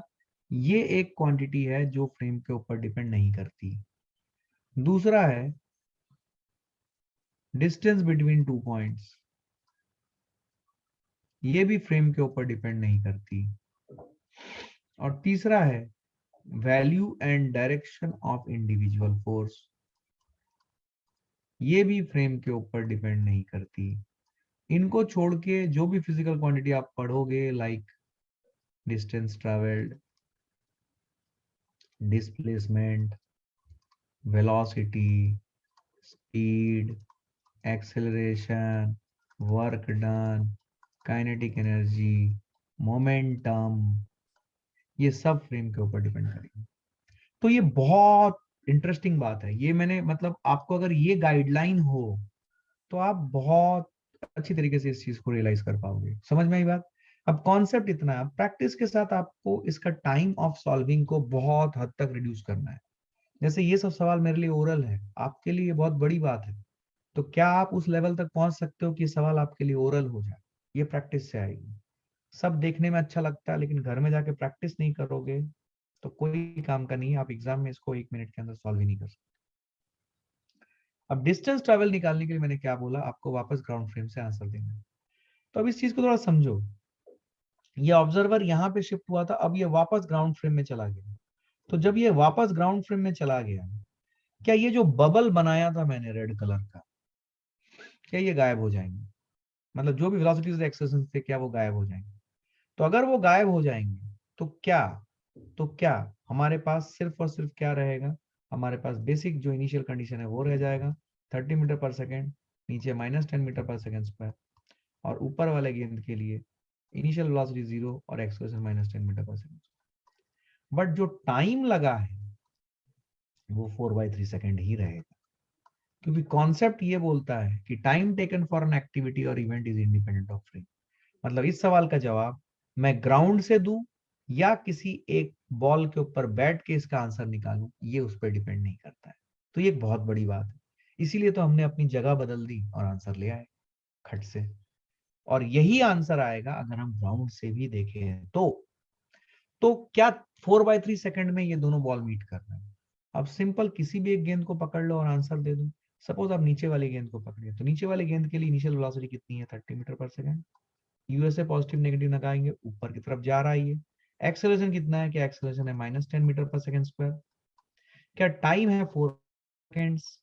तो कितना डिस्प्लेसमेंट होगा इसका before in this duration of 4/3 second? Can we find it out by using सूटा, S=QT+RPT²। सॉल्व करेंगे, आंसर लाएंगे, जो वैल्यू आएगी वो हमारा आंसर होगा। क्या आपको फील आई इस कॉन्सेप्ट की? अब इसमें बहुत सारे सवाल बनते हैं। मैं आपको बता रहा हूं, ये आपकी एबिलिटी है। क्या आप two body motion problem identify कर लेते हो और क्या आप इस कॉन्सेप्ट को अप्लाई कर पाते हो? जैसे कि एक और क्वेश्चन है जो कि मैंने टेस्ट में वेरियस फॉर्म्स में आपको दिया है। अगर आपको याद होगा, मैंने एक ऐसा क्वेश्चन दिया है कि एक बोल्ट है जो कि लिफ्ट के फ्लोर से या सॉरी सीलिंग से गिर जाती है, लिफ्ट एक्सेलरेट कर रही है, जब फ्लोर गिर रही है तो उसकी वेलोसिटी मान लीजिए ऊपर की तरफ कुछ है लिफ्ट की, उस टाइम पे वो बोल्ट गिरा, तो अगर सीलिंग और फ्लोर के बीच का, लिफ्ट के सीलिंग और फ्लोर के बीच का हाइट कुछ दिया हुआ है, कितने देर के बाद ये बोल्ट जमीन को स्ट्राइक करेगा। अब ये एक सवाल है, ये सवाल ऑलमोस्ट आपको सभी कॉम्पिटेटिव एग्जाम्स के बुक्स में दिख जाएंगे। अब ये सवाल देखते साथ ही आपका आइडिया होना चाहिए कि ये टू बॉडी मोशन प्रॉब्लम है, इसको सिंगल बॉडी मोशन प्रॉब्लम में बदलना है। क्या आपके दिमाग में ये रियलाइजेशन है? क्या आपको समझ में आ रहा है? सपोज मैंने एक लिफ्ट लिया, ध्यान से सुनेंगे आप। सपोज मैंने ऐसा एक लिफ्ट लिया, बड़ा सा लिफ्ट दिखा रहा हूं मैं आपको, कॉन्सेप्ट समझे। सपोज यहाँ पे एक बोर्ड लगा हुआ था, स्टैंडर्ड प्रॉब्लम है, ये लिफ्ट एक्सेलरेट कर रही है ऊपर, और सपोज इसकी वेलोसिटी, इसकी एक्सेलरेशन है मान लो 2 मीटर पर सेकंड स्क्वायर, कुछ डेटा ले लेते हैं, और इसकी वेलोसिटी थी जब ये ऊपर जा रही थी, मान लो इसकी वेलोसिटी थी 10 मीटर पर सेकंड, और इस इंस्टेंट पे ये बोल्ट जो है ये ड्रॉप हो गया। लिफ्ट मान लो काफी बड़ी है, ये हाइट जो है ये 20 मीटर, काफी बड़ी लिफ्ट है, ठीक है, 20 मीटर है। तो कितने देर में ये बोल्ट जाके जमीन को हिट करेगा, लिफ्ट के जमीन को, मतलब लिफ्ट के फ्लोर को हिट करेगा। सो this is a standard question, इसके वेरियस अदर फॉर्म्स आते हैं। तो आपको सबसे पहले ये रियलाइजेशन होना चाहिए कि ये टू बॉडी मोशन प्रॉब्लम है, मतलब इसमें रिलेटिव लगेगा, अदरवाइज आप घूमते रह जाओगे। क्या आप ये रियलाइजेशन कर पा रहे हो कि ये टू बॉडी मोशन प्रॉब्लम है? अगर मैं ग्राउंड फ्रेम से देखूं, ये मेरा ऑब्जर्वर है ग्राउंड फ्रेम, अगर मैं ग्राउंड फ्रेम से देखूं तो क्या ये लिफ्ट की फ्लोर है और ये बोल्ट है। अब यहाँ पे एक कॉन्सेप्ट आती है ड्रॉप। याद करो, मैंने लास्ट क्लास में भी आपको बताया, व्हेन आई से a body is dropped, so it will get the velocity of the parent body, but it will not get the acceleration of the parent body. तो जब ये ड्रॉप हुआ तो उस टाइम पे इस लिफ्ट की वेलोसिटी थी 10 मीटर पर सेकंड, तो इसको भी वो वेलोसिटी 10 मीटर पर सेकंड मिल गई, पर इसको एक्सेलरेशन लिफ्ट की नहीं मिली क्योंकि कांटेक्ट छूट गया। तो इसको एक्सेलरेशन कौन सी मिली? ग्रेविटी के -10 मीटर पर सेकंड स्क्वायर आई। फील करें। अब लिफ्ट को देखते हैं, लिफ्ट की फ्लोर की वही वेलोसिटी और एक्सेलरेशन होगी जो लिफ्ट की है। तो लिफ्ट की वेलोसिटी कितनी है? लिफ्ट की वेलोसिटी है 10 मीटर पर सेकंड, ध्यान से देखिए, फील करें। और लिफ्ट की एक्सेलरेशन कितनी है? लिफ्ट की एक्सेलरेशन है 2 मीटर पर सेकंड। जो लिफ्ट की एक्सेलरेशन है वही लिफ्ट के फ्लोर की एक्सेलरेशन होगी। अब इस ऑब्जर्वर को ये टू बॉडी मोशन प्रॉब्लम दिख रहा है, ये बोल्ट भी गिर रहा है, एक्सेलरेशन वेलोसिटी दोनों है, और ये लिफ्ट भी गिर रहा है, एक्सेलरेशन वेलोसिटी दोनों है। अब उसके लिए ये टू बॉडी मोशन प्रॉब्लम है। क्या आप ये समझ पा रहे हो कि अगर मैं इस ऑब्जर्वर को यहां से शिफ्ट करके लिफ्ट में डाल दूं, तो क्या मैं इस टू बॉडी मोशन प्रॉब्लम को सिंगल बॉडी मोशन प्रॉब्लम में कन्वर्ट कर दूं? क्या मेरी बात समझ में आई है? अब इस बात को आप फील करें। अगर मान लो मेरा ऑब्जर्वर यहाँ आ गया, तो जहां ऑब्जर्वर गया है क्या उसे हमें कंप्लीट रेस्ट पे लाना पड़ता है? Yes sir. आइए मिलके इसे वो ट्रीटमेंट देते हैं जिससे वो कंप्लीट रेस्ट पे आ जाए। क्या इसको नहीं पड़ेगी नीचे की तरफ -10 मीटर पर सेकंड, एवरीवन प्लीज? और क्या इसकी एक्सेलरेशन है 2 मीटर पर सेकंड पर ऊपर की तरफ? क्या इसको एक एक्सेलरेशन भी देना पड़ेगा नीचे की तरफ विच इज -2 मीटर पर second square? Yes, no, may? तो ये ट्रीटमेंट मैंने इसको दिया है लिफ्ट को to bring it to complete rest. क्या सेम चीजें मुझे रेप्लिकेट करनी पड़ेंगी फॉर द बोल्ट? क्या मेरी बात समझ में आई? अब देखो, क्या बोल्ट की वेलोसिटी थी 10 मीटर पर सेकंड ऊपर, क्या उसको वेलोसिटी देनी पड़ेगी मुझे -10 मीटर पर सेकंड नीचे? क्या मेरी बात समझ में आई है? और क्या लिफ्ट की एक्सेलरेशन थी -10 मीटर पर सेकंड स्क्वायर नीचे? क्या इसको मुझे ट्रीटमेंट देनी पड़ेगी -2 मीटर पर सेकंड स्क्वायर नीचे? तो सेम ट्रीटमेंट मैंने दे दिया, देखो फील करो, सेम ट्रीटमेंट मैंने इसको दे दिया। देखो ये देखो देखो दोनों -2 एंड 10। तो ये जब काम मैंने किया, क्या आप ये फील कर पा रहे हो? अब हमारा जो प्रॉब्लम है वो इस तरीके से कन्वर्ट हो गया। देखो जहां पे ऑब्जर्वर है, क्या आप ये कंप्लीट रेस्ट पे आ गया, इसका वेलोसिटी भी जीरो, एक्सेलरेशन। और ये जो बोल्ट है, अब इस बोल्ट को देखो ध्यान से, क्या ये बोल्ट की वेलोसिटी तो जीरो हो गई, पर इसकी जो एक्सेलरेशन है क्या वो -12 मीटर पर सेकंड स्क्वायर हो? Everyone feel it? क्या वो -12 मीटर पर सेकंड स्क्वायर हो गई? और क्या ये डिस्टेंस 20 मीटर है? क्या अभी आप आसानी से इस टू बॉडी मोशन प्रॉब्लम को सिंगल बॉडी मोशन प्रॉब्लम में बदल दिया? क्या आपका आंसर काफी आसान है?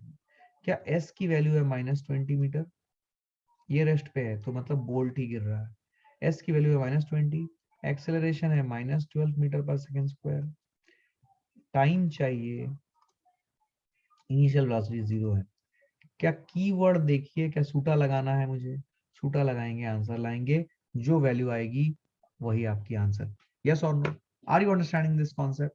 क्या आपको 100% क्लैरिटी है एवरीवन?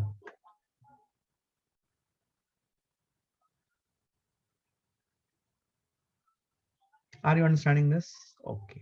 तो ये देखो, मैं फिर से बता रहा हूं, अभी आपको जितने भी किनेमेटिक्स के शीट्स के जो भी प्रॉब्लम्स आपको भेजे गए हैं फॉर प्रैक्टिस, और ये भेजे जाएंगे मंडे से, और उन्हें आपको एक एक प्रॉब्लम बनाना है। अगर आप बना लेते हो तो ये जो पुराने जो भी इश्यूज हैं वो सब सॉर्ट आउट होंगे। ठीक है, आपको ये करना है। क्या क्लियर है ये everyone? I hope you are understanding it. ये है रिलेटिव इन 1D। तो रिलेटिव इन 1D जो है, ये इस टाइप के क्वेश्चंस होते हैं। अब रिलेटिव इन 1D में और भी वैरायटीज ऑफ क्वेश्चंस हैं, मैं सारे वैरायटीज इसमें कवर नहीं कर पाऊंगा because of want of time. But क्या आपको एक फीलिंग आ गई कि रिलेटिव इन 1D के सवाल कैसे बनेंगे? क्या ये हॉरिजॉन्टल में भी हो सकते हैं? बिल्कुल हो सकते हैं, हॉरिजॉन्टल में भी ये हो सकता है। I hope you are understanding the point. Horizontal में क्या होगा? हॉरिजॉन्टल में क्या होगा कि दो कार्स हैं, दो कार्स चल रही हैं एक डायरेक्शन में, ऑपोजिट डायरेक्शन में, उनकी वेलोसिटीज एक्सेलरेशन दोनों हो सकती हैं। बताओ क्या होगा, कितनी देर के बाद ये मीट करेंगे? मीट करेंगे भी या नहीं करेंगे, what ever is the case. तो ऐसे सवाल आपसे पूछे जा सकते हैं। ठीक है, जैसे कि एक सवाल मैं आपको सोचने के लिए देता हूँ, ध्यान से देखो। सपोज ये एक गाड़ी है जिसकी वेलोसिटी है 30 मीटर पर सेकेंड, पर इसकी एक्सेलरेशन है इस तरफ, एंड लेट अस से इट इज -10 मीटर पर सेकेंड स्क्वायर। और एक दूसरी व्हीकल है जिसकी वेलोसिटी है इधर 20 मीटर पर सेकेंड, और इसकी एक्सेलरेशन है इधर विच इज -8 मीटर पर सेकेंड स्क्वायर। ठीक है, ये सिचुएशन है। और सपोज इफ आई से कि इन दोनों व्हीकल के बीच की जो दूरी है ये है सपोज 50 मीटर। तो आपसे पूछा गया बताओ क्या होगा, क्या ये दोनों व्हीकल मीट कर पाएंगे? कब मीट करेंगे? जब मीट करेंगे तो दोनों व्हीकल कितनी दूरी चली होगी, एटसेट्रा एटसेट्रा, ऐसे सवाल पूछे जा सकते हैं। तो सबसे पहला काम आप ये करोगे कि आपको दिख रहा है कि दोनों बॉडी चल रहे हैं, तो सबसे पहले आपके दिमाग में ये विचार आना चाहिए कि टू बॉडी मोशन प्रॉब्लम। तो टू बॉडी मोशन प्रॉब्लम को सिंगल बॉडी मोशन प्रॉब्लम बदलना है, तो उसके लिए आपको इस ऑब्जर्वर को इन दोनों में से किसी भी एक गाड़ी में ले जाके बिठा देना है।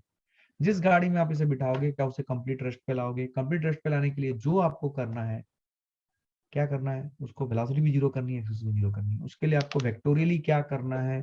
I hope you have understood. और जो जिस फ्रेम पे आप गए हो उसे कंप्लीट रेस्ट लाने के लिए आपने उसको जो भी ट्रीटमेंट दिया है, सेम ट्रीटमेंट रिपीट करोगे दूसरे ऑब्जेक्ट के लिए। ये काम करने के बाद, ठीक है, ये काम करने के बाद आपको आपका आंसर मिलेगा। अब ये डायरेक्शंस हम कहीं पे भी ले सकते हैं गाइस, इसमें कंफ्यूज मत हो, कॉन्सेप्ट पकड़ो। कहीं पे भी हम ये डायरेक्शंस ले सकते हैं। ठीक है, ये सॉरी -20 मीटर, और ये +8 मीटर पर सेकेंड पर एक्सेलरेशन है। हम ये डायरेक्शंस किसी भी डायरेक्शन में ले सकते हैं। वेलोसिटी एक्सेलरेशन एक ही डायरेक्शन में रख सकते हैं, इसकी भी एक डायरेक्शन में रख सकते हैं, या ऑपोजिट ऑपोजिट कर सकते हैं। तो ये कोई भी कॉम्बिनेशन में आ सकता है, समझे आप? कोई भी कॉम्बिनेशन में बन सकता है सवाल। आपको अपना कॉन्सेप्ट क्लियर रखना है कि आपको फ्रेम चेंज करना है, और जिस फ्रेम में आप गए उसे कंप्लीट रेस्ट पे लाना है। ये काम अगर आप सही तरीके से कर सकते हो, ऐसे सवालों में कोई गलती नहीं होगी। दूसरी बात, इन सवालों में एक और बात का ध्यान रखना पड़ता है कि बिकॉज ये किनेमेटिक्स का सवाल है, यूएसए पॉजिटिव नेगेटिव का ध्यान रखना पड़ता है। क्या मतलब हुआ यूएसए पॉजिटिव नेगेटिव का ध्यान रखना पड़ता है? देखो, मैं यहाँ पे केयरफुली ध्यान दे रहा हूँ कि मैंने अगर एक्सेलरेशन इस तरफ रखा है तो -10 मीटर पर सेकेंड ले रहा हूँ, अगर मैंने वेलोसिटी इधर रखा हुआ है तो +30 मीटर पर सेकेंड ले रहा हूँ। दिख रहा है आपको? दूसरे की वेलोसिटी मैंने इधर लिया है तो -20 मीटर पर सेकेंड लिया है, और एक्सेलरेशन इधर लिया है +8 मीटर पर सेकेंड लिया है। अगर आप साइन कन्वेंशन सही तरीके से अप्लाई नहीं करोगे, फिर से गलती करोगे। तो ऐसे सवालों में पहली बात है, कभी भी ग्राउंड फ्रेम से इसका आंसर देने की कोशिश ना करें। बहुत बड़ा प्रोसेस होगा, क्वाड्रेटिक बन जाएगा, आप सॉल्व करने लायक नहीं हो उसके। जो फैक्ट है वो फैक्ट है। ठीक है, तो इसको अगर आपको 1 मिनट के अंदर इसको सॉल्व करना है तो आपको अपना फ्रेम बदलना ही है और फ्रेम बदल के ही ऐसे सवालों को सॉल्व करना है। तो ऐसे सवालों के आइडेंटिफायर क्या है? जनरली 2 बॉडीज चल रहे होंगे, तो जैसे ही आपको 2 बॉडीज चलता हुआ दिखाई दे आप रिलेटिव का कॉन्सेप्ट ही यूज करें। क्या बात समझ में आ रही है? I hope you understood this point. Clarity है ये? चलिए, अब अगर आपको याद होगा मैंने आपको कुछ बेसिक कॉन्सेप्ट्स ऑफ मैथ्स पढ़ाई थी, जहां पे यू नो आप मैथ्स के बेसिक कॉन्सेप्ट्स यूज करके ग्राफिंग के टेक्निक सीखे थे, राइट? तो मैंने आपको लास्ट क्लास में भी बताया था, कॉन्सेप्ट ये है कि अगर dy by D x positive है मतलब ग्राफ ऊपर जा रहा है, अगर dy by D x negative है तो ग्राफ नीचे जा रहा है, और अगर dy बाई डी एक्स 0 है तो graph parallel to x axis है। समझने वाली बात यह है कि यहां पे y एक फिजिकल क्वांटिटी होती है और x भी एक फिजिकल क्वांटिटी होती है इन फिजिक्स। मैथ्स में क्या होता है कि y और x mere numbers, plain numbers होते हैं, बट फिजिक्स में ये फिजिकल क्वांटिटी होती है। तो ये स्लोप का अलग अलग मीनिंग होता है, ये स्लोप भी एक नया फिजिकल क्वांटिटी बन जाता है। तो ये कॉन्सेप्ट मैंने बताया था, साथ ही साथ मैंने आपको एक बात और बताई थी कि डी2 बाई डी स्क्वायर का साइन अगर पॉजिटिव है मतलब ग्राफ का सीओसी ग्राफ के ऊपर, सीओसी आप समझते हो, डी2 बाई डी स्क्वायर अगर नेगेटिव है मतलब सीओसी, ग्राफ का सीओसी ग्राफ के नीचे, और अगर ये 0 आ रहा है मतलब ग्राफ का कोई कर्वेचर नहीं, ग्राफ का कोई कर्वेचर नहीं मतलब वो स्ट्रेट लाइन होगा। ठीक है, ये अंडरस्टैंडिंग थी। अब इसको अच्छे से समझने के लिए you should have basic skills of doing differentiation. आपको डिफरेंशिएशन करना आना चाहिए। अगर आपको डिफरेंशिएशन करना नहीं आता है, इसका भी उपाय है कि आप मेरे बेसिक डिफरेंशिएशन के रिकॉर्डिंग्स देखें, बट मेरा एक्सपेक्टेशन है कि आपको डिफरेंशिएशन करना आना चाहिए। ठीक है, आप कहीं पे भी पढ़ रहे थे, आप मेरे पास किसी भी लेवल पे आके ज्वाइन किए हो, आपको ये बेसिक रिकॉर्डिंग्स देखे बिना फिजिक्स के कोर्स में आना ही नहीं है, ये मेरा एक्सपेक्टेशन। ये अगर आता है तभी आप फिजिक्स सीख पाओगे, एल्स फिजिक्स तो सीख जाओगे लेकिन कॉन्फिडेंस कभी नहीं आएगी, हमेशा कांपते रहोगे, क्या हो जाएगा, अभी क्या होगा, क्या मैं कर पाऊंगा, नहीं कर पाऊंगा, एटसेट्रा एटसेट्रा। तो आपको डिफरेंशिएशन आनी चाहिए, that is what is the basic criteria. I hope you understood it. अब कॉन्सेप्ट कैसे क्वेश्चंस आते हैं? क्वेश्चंस आते हैं, देखो एक ग्राफ दे देगा आपको और आपसे पूछेगा कि दूसरा ग्राफ कैसे दिखेगा। मैं एक अपने जो मैंने आपको वर्कशीट भेजी थी वो वर्कशीट का एक क्वेश्चन मैं आपके पास लेता हूं, आपसे डिस्कस करता हूं। मैंने वर्कशीट में एक क्वेश्चन दी थी, अगर आपने देखा होगा कि ये V था और ये T था और एक ग्राफ ऐसा था, यस यस और नो। ये मैंने आपको किनेमेटिक्स की जो वर्कशीट में अभी दे रहा हूँ उस वर्कशीट में ही एक क्वेश्चन मैं आपके लिए उठा रहा हूँ, और इसका कॉरेस्पॉन्डिंग डिस्प्लेसमेंट टाइम ग्राफ कैसा होगा, 4 ऑप्शंस थे हमारे पास। अब यहाँ पे मैं आपको ऑप्शन नहीं दे रहा हूँ, ठीक है, मैं इस सवाल को डिस्कस करूंगा आपके साथ। अब देखो ये जो सवाल है इसमें एक ग्राफ दिया हुआ है, इससे दूसरा ग्राफ कैसा होगा ये निकालना। तो ऐसे सवालों का एल्गोरिथम यह है कि सबसे पहले ग्राफ से इक्वेशन निकाल ले,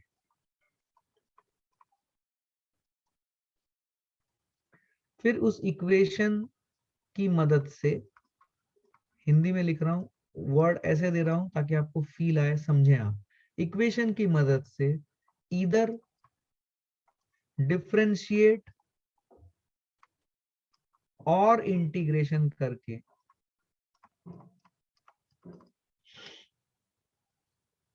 डिस्प्लेसमेंट एंड टी के बीच का रिलेशनशिप निकालना।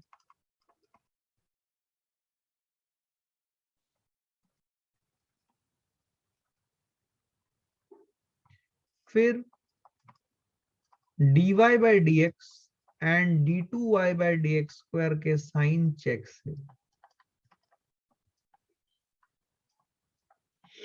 सही ग्राफ आइडेंटिफाई करें। बस इतना कॉन्सेप्ट है। अब प्रॉब्लम की कॉन्सेप्ट तो इतना है, लेकिन इसके लिए आपको डिफरेंशिएशन आना चाहिए, इंटीग्रेशन आना चाहिए। मैंने ये दो टॉपिक सभी बच्चों को बहुत अच्छे से पढ़ाया, और जितना मैंने पढ़ाया उससे ज्यादा कुछ नहीं आने वाला। जिस टाइप के एग्जाम्पल मैंने लिए हैं, मैंने वैसे एग्जाम्पल लिए हैं जो फिजिक्स के कोर्स में इक्वेशंस में आती हैं या डेरिवेशंस में आती है। तो जितना मैंने डिफरेंशिएशन पढ़ाया, इंटीग्रेशन पढ़ाया, उससे ज्यादा आपको कुछ नहीं जानना है, लेकिन वो जानना जरूरी है। क्या मेरी बात समझ में आई everyone? I hope you are understanding what I am trying to say. Clear है ये सबको? I hope you are understanding what I am trying to say. Clear है? अब सबसे पहली बात, ये जो भी ग्राफ है, इस ग्राफ से इक्वेशन निकालने में, यहाँ पे भी आपको एक हिंट दे रहा हूँ। सबसे बड़ी बात कि ये आप कर सकते हो अगर ग्राफ स्ट्रेट लाइन हो तो। अगर कोई एक कर्व है, उससे एक दूसरा कर्व कैसा होगा वो निकालने के लिए बोले, तो उस कर्व की इक्वेशन उसे प्रोवाइड करनी पड़ेगी, क्योंकि कर्व की इक्वेशन निकाल पाना इतनी आसान बात नहीं है, बट स्ट्रेट लाइन की इक्वेशन निकाल पाना बहुत आसान है। अब ये जो क्वेश्चन था, मान लो मैं बोलता हूं कि ये जो वैल्यू है ये है v नॉट, मतलब इसका कोऑर्डिनेट यहाँ पे v नॉट है, और ये जो वैल्यू है ये है t नॉट, मतलब ये लेंथ t नॉट है, ये v नॉट। याद है मैंने आपको सिखाया था कि इक्वेशन लिखना जो है, इक्वेशन हम अलग अलग तरीके से लिख सकते हैं। एक होता था intercept format of equation of straight line, याद है आपको? Intercept form of equation of straight line, याद है आपको? ये मैंने आपको सिखाया था। तो इसका इंटरसेप्ट फॉर्म कैसे होगा? It will be v by v nought plus t by t nought equal to 1। यह है इसका इंटरसेप्ट फॉर्मेट। इसकी मदद से आप इसका इक्वेशन लिख डालें। इसका इक्वेशन हो जाएगा v by v nought is equal to 1 minus t by t nought, और v नॉट को उधर ले जाएं तो it will be v not minus v not by t nought into t. Now you are getting a relationship between v and t। अब concept क्या है देखिए, कॉन्सेप्ट है कि इक्वेशन की मदद से इधर डिफरेंशिएट इंडिकेट करके s एंड t के बीच का रिलेशनशिप निकालें। अब आप बताइए, क्या मैं v को लिख सकता हूँ ds by dt is equal to v not minus v not by t nought into t. अब इस dt को आप दूसरे साइड ले जाए तो आपको इक्वेशन मिलेगा ds is equal to v nought dt minus v not by t nought t dt।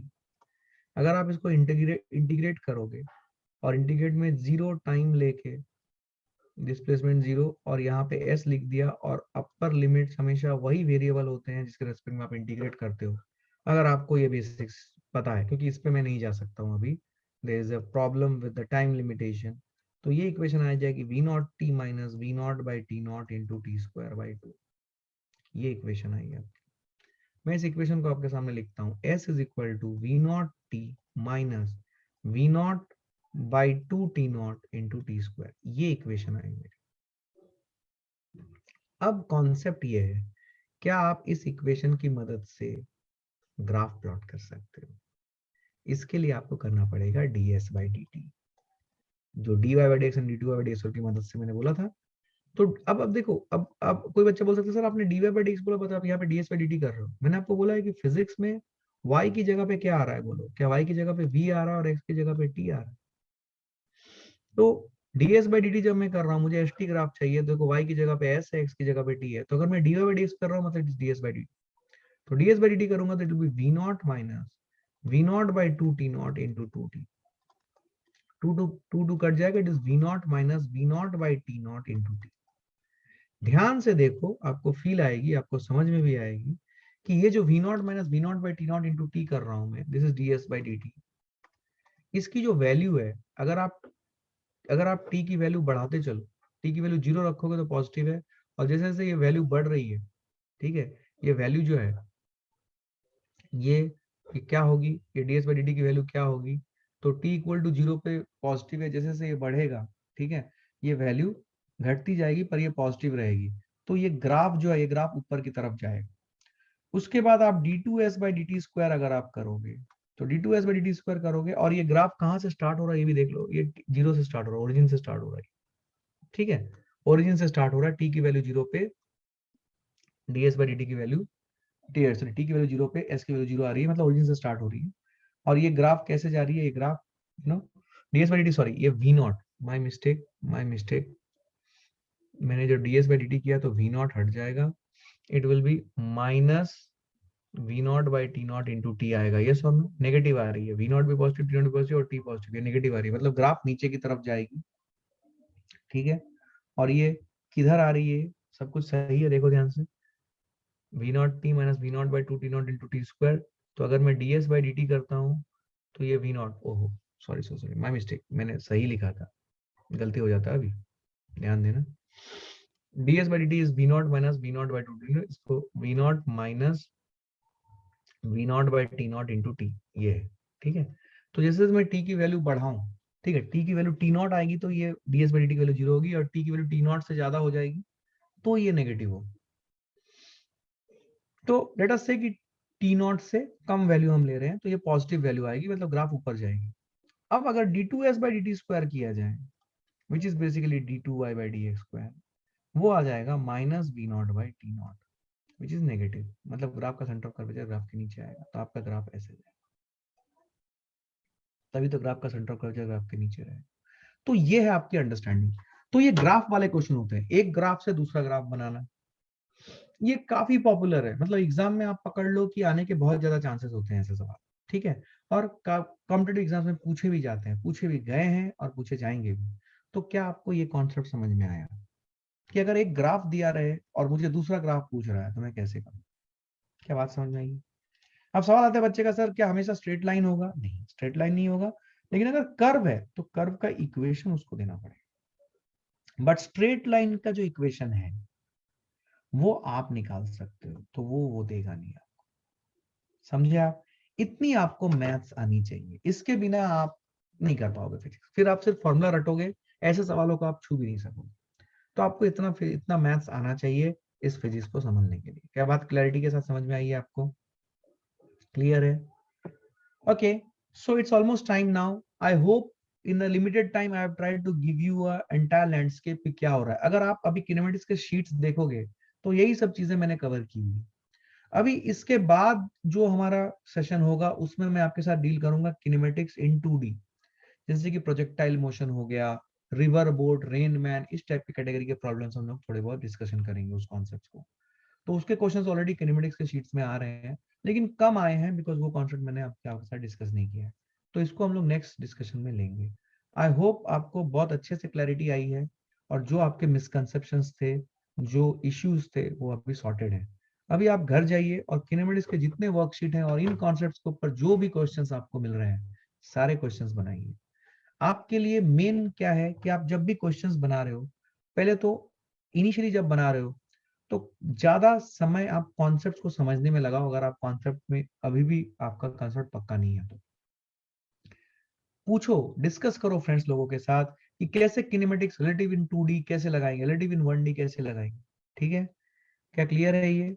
So think about these things, work on these things, discuss करो, ये पॉइंट्स के बारे में सोचो, तभी आपका दिमाग खुलेगा। ठीक है, okay, so when will the next discussion be? It will be shared with you in the group. It will not be tomorrow. I will let you know when this is going to happen. It will be weekly once, or from the starting from the new year we may start weekly twice, but you have to follow the rule of solving all the sheets that has been provided to you. That is very very important. फिर से आप पुराने policy पे मत जाओ कि हम class करते रहेंगे, हम सुनते रहेंगे, ऐसे बैठ जाएंगे, सर जो बोल रहे हैं। कुछ नहीं होने वाला है जब तक आप प्रॉब्लम सॉल्विंग नहीं करोगे। आपने लास्ट टाइम आपको सब जब ओरिजिनली पढ़ाया गया है क्लास में, आपने प्रॉब्लम सॉल्विंग नहीं की। Now is the time that you should go and do it. अगर आप ये नहीं करोगे फिर से आपका रोना धोना वही रहेगा कि हमें समझ नहीं आया। कभी नहीं आएगा फिजिक्स। फिजिक्स ऐसा देख के कभी नहीं बनता जब तक आप सॉल्व नहीं करोगे, क्योंकि आपका टाइमिंग का इश्यू आएगा, आपका कॉन्सेप्ट का इश्यू आएगा।